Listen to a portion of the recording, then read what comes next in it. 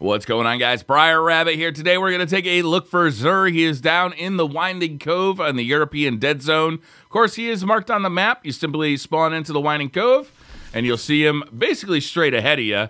Again, this is, I think, the last time I'm going to try and mention this, but it is a real missed opportunity to have a super cool community event every Friday morning kind of looking for Xur. You know, if you're not interested in going out and looking for him yourself, it's not a big deal. There'll be plenty of blog posts and Twitter mentions and YouTube videos about exactly where he is.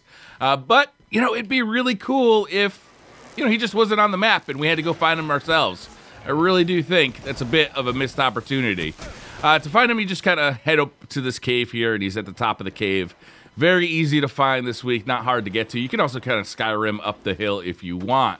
All right, as far as his inventory goes, it's pretty good this week. One of my favorite exotic weapons in the game right now is the Vigilance Wing. It's not top of the meta in PvP or PvE. I just think it's a really attractive gun, and it's really fun to use. The main perk here is Harsh Truce, sorry. This weapon fires a 5-round burst. When a nearby ally is killed, gain health regeneration and increase movement speed. To break this down, the 5-round burst is actually pretty cool. It really makes this feel like a unique weapon in Destiny 2. All other pulse rifles, to my knowledge, fire 3-round bursts in Destiny 2, so this one really does feel unique. It looks unique. It's a very attractive weapon. And when a nearby ally is killed, gain health regeneration, increase movement speed. I don't really notice the increased movement speed too much, but I definitely notice the health regen. So imagine a situation where you and a buddy are in a 2-on-2 fight in the Crucible. You both lose one member of your fire team, so now it's a 1-on-1, but the other guy has lost half his health and you've lost half your health, but since your buddy went down, you're getting your health back, giving you a huge advantage in the next gunfight to finish off that last guy. It's a cool perk. It's kind of weird that it only perks when an ally is killed, but I really do like this weapon. The 5-round burst in PvP is pretty good. It's a nice stable burst. It's very accurate. It's very easy to use. It can 2-burst an opponent, meaning if all 5 rounds from 2 bursts of this weapon land in a row, it can get a 2-burst kill if you hit those all 5 bursts for criticals, but it's kind of hard to do. It's going to happen very, very rarely.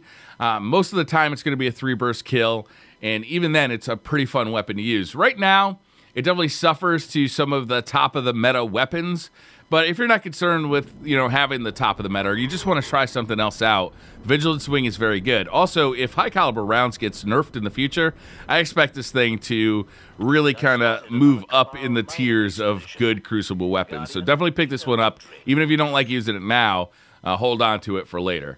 Next up for the hunters, we got the Faux Tracer helmet. I think this is the second time this has been sold. I really like this. This is a great exotic for the Faux Tracer. There's 2 perks here. Visually marks targeted enemies and deals more damage to low health marked enemies. This is good in PvP and in PvE for kind of different reasons. In PvP, visually marking targeted enemies is going to give you a huge advantage in a lot of gunfights in Destiny 2. If you are in the middle of a gunfight and your opponent moves behind cover, you can follow that opponent and know exactly where he is because he's targeted on your HUD. You're going to know exactly where he is. You can pre-fire as you're coming around that corner, finish him off before he even knows where you're coming from. It's a very good perk in PvP. In PvE, deals more damage to low health marked enemies. Once you get a boss down to 25% health, you're going to start doing more and more damage until you kill him. Eventually, you'll be doing quite a bit more damage, and this can be very useful in a boss fight like the Callus fight in the raid. Highly recommend this for that fight. Definitely pick this one up. Don't let this one pass you by. If you have a hunter or if you're planning on building a hunter, just buy the Faux Tracer. It's a very good exotic. Next up, for the Titan, we got an Insurmountable Skull, another returning Destiny 1 exotic. The perk here is Transfusion Matrix. Kills with arc melee abilities trigger health regeneration and restore melee energy. This is a pretty good perk if you're using a Arc Titan. The deal is, every time you get an arc melee or a shoulder charge kill, then you're going to get your health back, and it's going to restore your melee energy. In fact, if you get a shoulder charge into a group of enemies that kill multiple enemies all at once, you'll get it right back. You'll get your shoulder charge right back and allow you to just kind of keep using your shoulder charge, and it's triggering your health regeneration. So, you know, you're going to take some energy. You might take some damage going into that group of enemies, but once you kill them, you're going to automatically get your health back. It's really fun to use in PvE. In PvP, it's not really a great exotic for PvP. In PvE, it is super fun. I highly recommend picking this one up. Next up, for the Warlocks, we got Nezha Rex. The main perk here is Void Damage Kills Increase Ability Energy Recharge Rates. This is a nice perk.